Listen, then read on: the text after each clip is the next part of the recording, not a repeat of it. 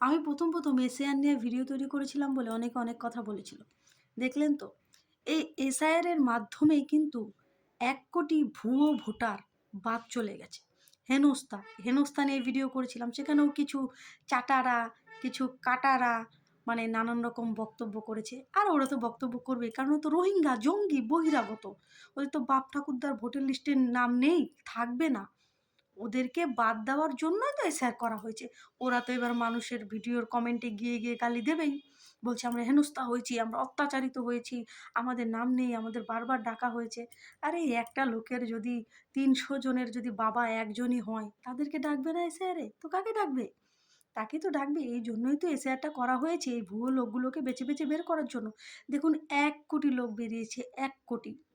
হ্যাঁ, হতে পারে আমি বলছি ১,০০,০০,০০০-র মধ্যে ১০,০০০ লোক যারা ন্যায্য ভোটার, তাদেরটা ফিরিয়ে দেওয়া হোক, সেই ব্যবস্থাও করা হবে।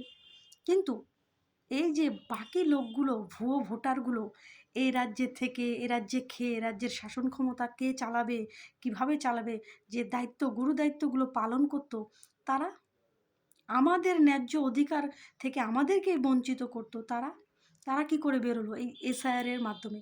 এসআইআর না হলে আমি আপনারা কেউই জানতে পারতাম না যে ১,০০,০০,০০০ ভুয়ো লোক এ রাজ্যে বাসা বেঁধে বসে আছে।